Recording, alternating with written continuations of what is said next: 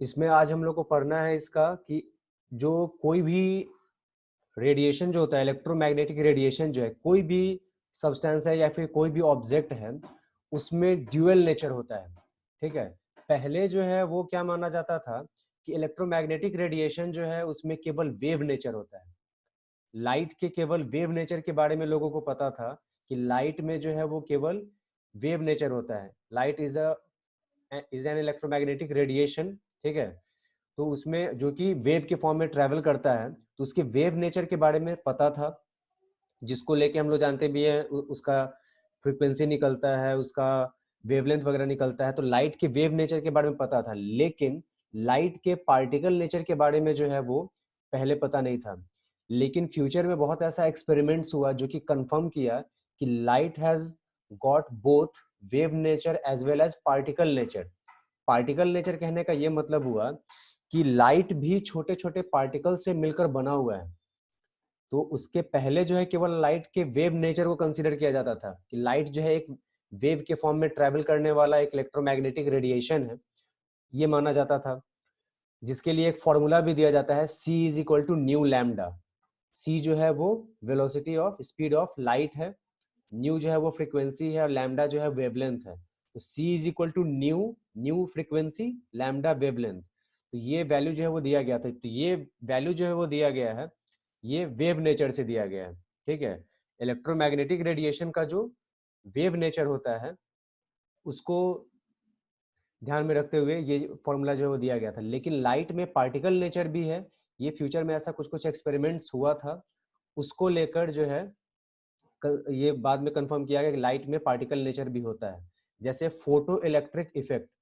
ठीक है, photo electric effect जो है ये वो फेनोमेना था जो कि ये कंफर्म किया कि लाइट में पार्टिकल नेचर भी होता है। तो अब जैसे कि पहले तो हम लोग जैसे वेव नेचर, लाइट का जो वेव नेचर है उसके बारे में हम लोग जो है वो पहले देखेंगे। तो इसका वेव नेचर जो है, इसमें ध्यान देना है इसका।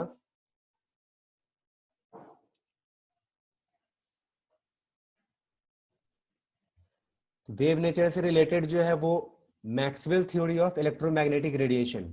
ठीक है, इलेक्ट्रोमैग्नेटिक रेडिएशन से रिलेटेड जो है, लाइट से रिलेटेड जो है, मैक्सवेल का थ्योरी जो है वो दिया गया था।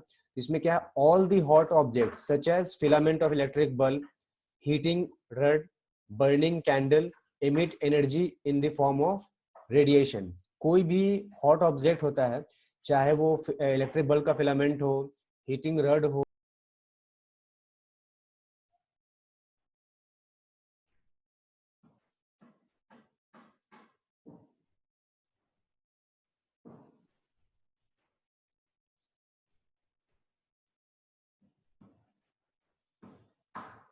इंटरनेट कनेक्शन जो है वो चला गया था इसका। तो Maxwell theory of electromagnetic radiation जो है वो ये कहता है कि कोई भी जो हॉट ऑब्जेक्ट है, चाहे वो फिलामेंट ऑफ इलेक्ट्रिक बल्ब हो, चाहे वो हीटिंग रड हो, बर्निंग कैंडल हो, वो रेडिएशन एमिट करता है। ठीक है, energy in the form of electromagnetic radiation जो होता है वो एमिट करता है, जो भी हॉट ऑब्जेक्ट होगा। ठीक है, this radiation has wave character. और इस रेडिएशन के पास कैसा कैरेक्टर होता है, तो वेव कैरेक्टर होता है। ठीक है, which does not require any.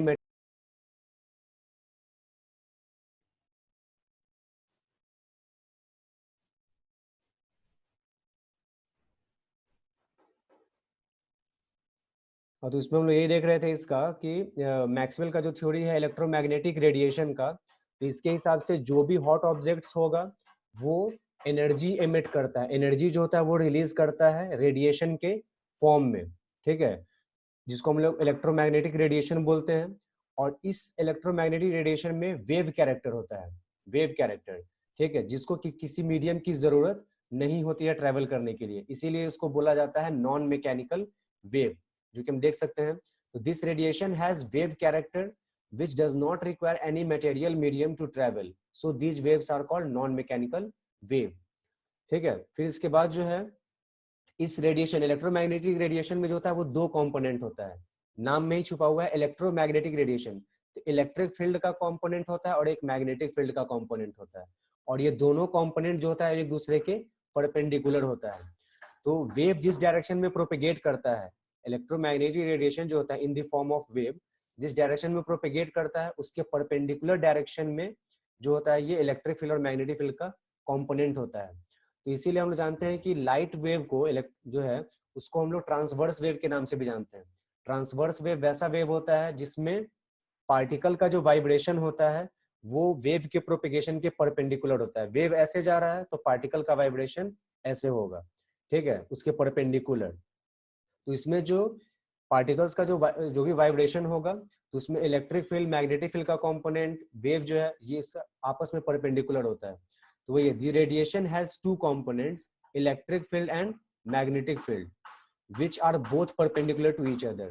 Electromagnetic radiation में इलेक्ट्रिक फील्ड का भी कंपोनेंट है और मैग्नेटिक फील्ड का भी कंपोनेंट है और दोनों एक दूसरे के परपेंडिकुलर होता है, ठीक है, and perpendicular to the direction of propagation of light, ठीक है। इलेक्ट्रिक फील्ड, मैग्नेटिक फील्ड दोनों कंपोनेंट जो एक दूसरे के परपेंडिकुलर है और दोनों जो है वो लाइट जिस डायरेक्शन में प्रोपेगेट कर रहा है, वेव जिस डायरेक्शन में प्रोपेगेट कर रहा है उसके परपेंडिकुलर होता है। यानी ये सब आपस में एक दूसरे के परपेंडिकुलर है, ठीक है। तो इसी को हम लोग बोलते हैं, इसीलिए इसका नाम भी दिया गया हुआ है electromagnetic radiation. Electromagnetic, electric field का कंपोनेंट और मैग्नेटिक फील्ड का कंपोनेंट। तो जो भी ये रेडिएशन जो है वो इलेक्ट्रोमैग्नेटिक रेडिएशन है, क्योंकि इसमें इलेक्ट्रिक फील्ड और मैग्नेटिक फील्ड दोनों का कंपोनेंट है, दोनों एक दूसरे के परपेंडिकुलर होता है और दोनों कंपोनेंट जो है इलेक्ट्रिक फील्ड का कंपोनेंट और मैग्नेटिक फील्ड का कंपोनेंट वेव के प्रोपेगेशन के परपेंडिकुलर होता है, ठीक है। तो ये मैक्सवेल का थ्योरी है इलेक्ट्रोमैग्नेटिक रेडिएशन से रिलेटेड, कि जितना भी हॉट ऑब्जेक्ट्स होगा, जैसे बर्निंग कैंडल है, हीटिंग रड है, उसके अलावा बल्ब का फिलामेंट है, वो सब एनर्जी एमिट करता है, रिलीज करता है रेडिएशन के फॉर्म में, ठीक है। इस रेडिएशन में कैसा कैरेक्टर होता है, तो वेव कैरेक्टर होता है, ठीक है। वेव कैरेक्टर होगा जिसको कि किसी मीडियम की जरूरत नहीं होती है ट्रैवल करने के लिए, इसीलिए इसको हम लोग नॉन मैकेनिकल वेव बोलते हैं। और इस रेडिएशन में दो कंपोनेंट्स होता है, इलेक्ट्रिक फील्ड का कंपोनेंट और मैग्नेटिक फील्ड का कंपोनेंट, दोनों एक दूसरे के परपेंडिकुलर होता है और ये इलेक्ट्रिक फील्ड और मैग्नेटिक फील्ड का कंपोनेंट वेव के प्रोपेगेशन के भी परपेंडिकुलर होता है, ठीक है। तो इसीलिए इसको हम लोग इलेक्ट्रोमैग्नेटिक रेडिएशन बोलते हैं। ये चीज हो गया।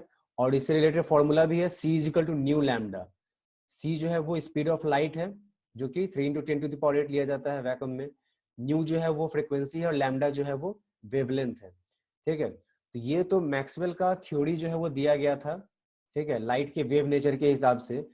अब जो है limitations of Maxwell theory of electromagnetic radiation, ये इलेक्ट्रोमैग्नेटिक रेडिएशन से रिलेटेड जो मैक्सवेल जो अपना थ्योरी दिए थे, इसका लिमिटेशन यानी एक तरह से इसका ड्रॉबैक, लिमिटेशन मतलब उसका एक हद, मतलब ये कुछ ऐसी भी चीज है जिसको वो एक्सप्लेन नहीं कर पाया, ठीक है। लिमिटेशन में वही चीज आता है, एक तरह से उसके डिमेरिट्स की बात होती है, डिमेरिट्स, ड्रॉबैक, लिमिटेशन।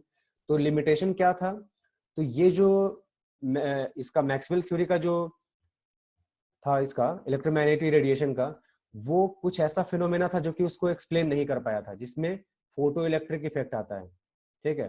तो इलेक्ट्रोमैग्नेटिक रेडिएशन का जो थ्योरी जो था, जो मैक्सवेल के द्वारा दिया गया था, तो वो ये फोटो इलेक्ट्रिक इफेक्ट को, ब्लैक बॉडी रेडिएशन को, variation of heat capacity with temperature, line spectrum of atoms, ठीक है, खास करके हाइड्रोजन के केस में, तो इस चीज को जो है, इन चारों फिनोमेना को एक्सप्लेन नहीं कर पाया Maxwell theory of electromagnetic radiation.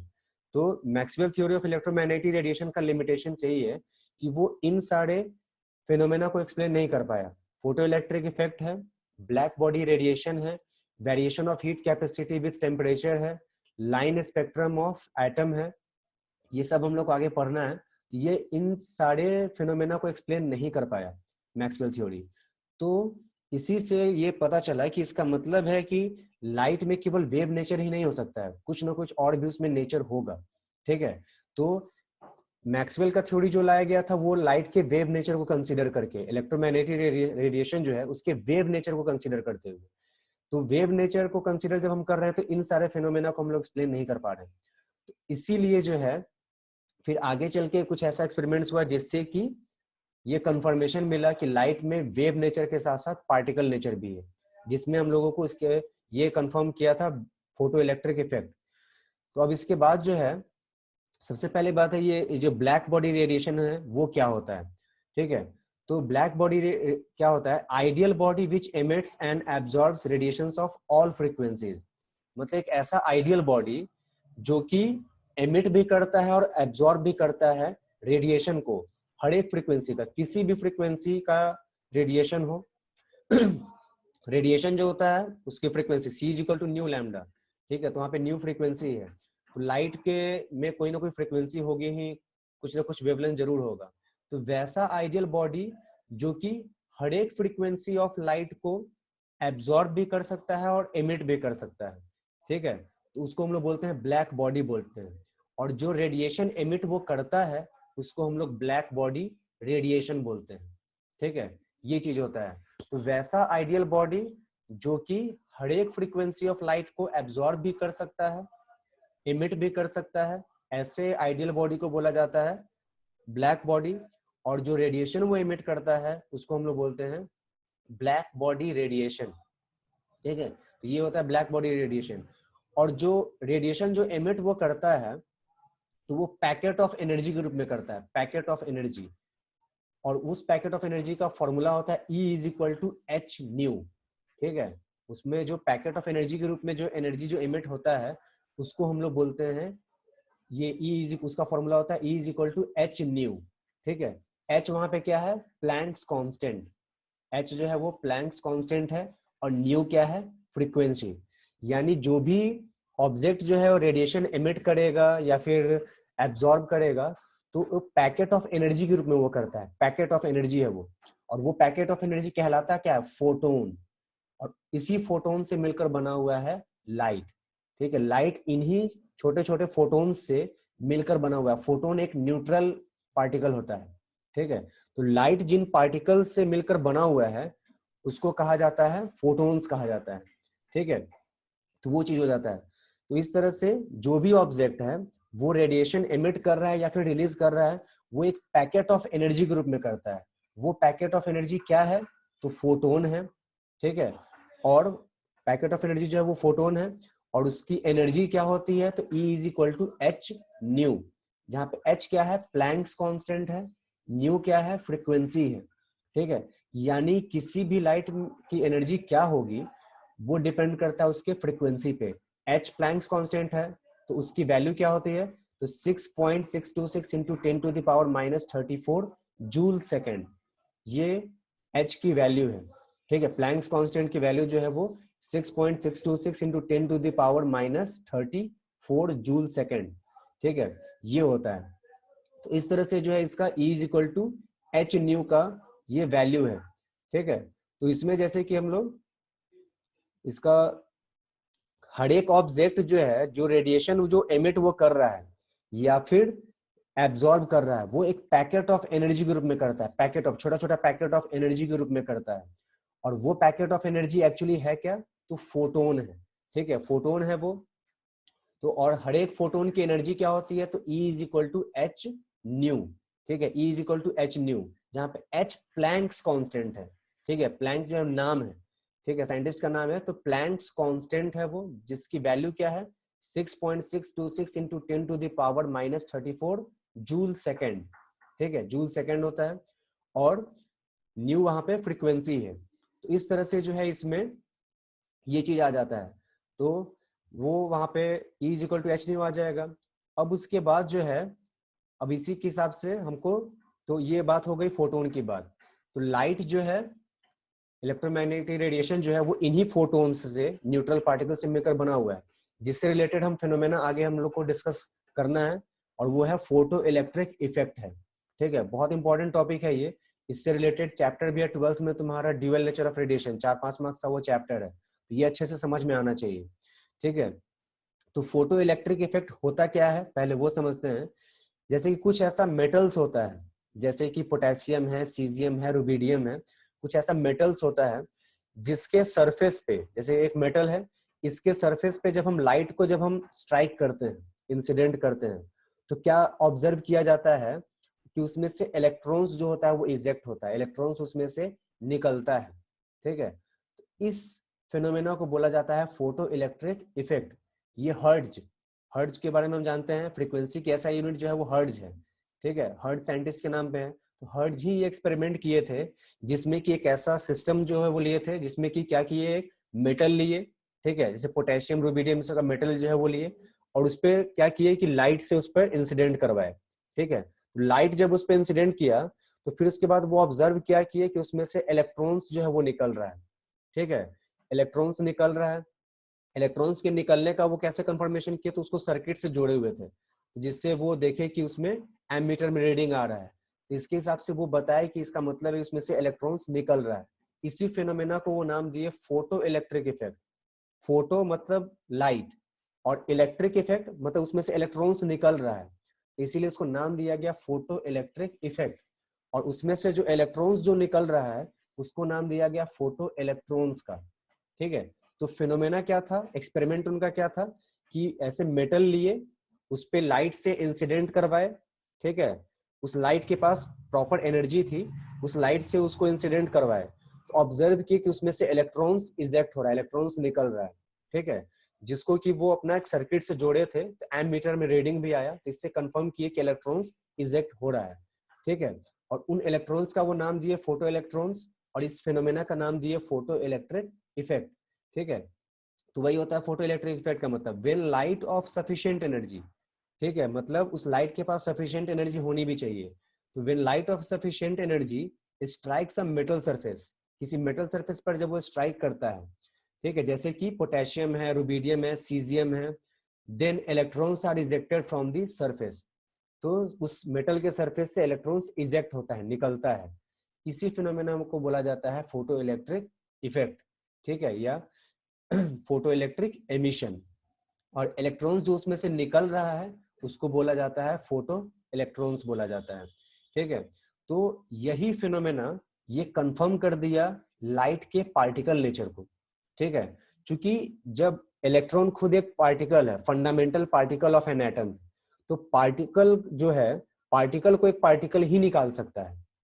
जैसे एक बॉल से हम किसी ईंट को या पत्थर किसी चीज को हिट करते हैं, तो बॉल से हिट करते हैं तो वो इधर उधर होता है, ठीक है। तो एक पार्टिकल ही दूसरे पार्टिकल को डिस्प्लेस कर सकता है, उसको हटा सकता है। तो जो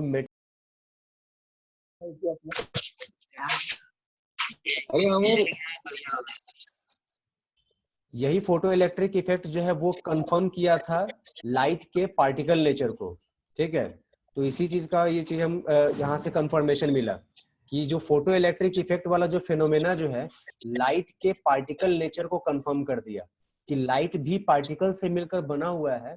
इसको कंफर्मेशन कौन दिया, तो फोटो इलेक्ट्रिक इफेक्ट जो है वो दिया था, ठीक है। तो इस तरह से जो है इसका हम कंफर्मेशन जो है उसका दिया जा सकता है, ठीक है। तो इसका जैसे कि इसमें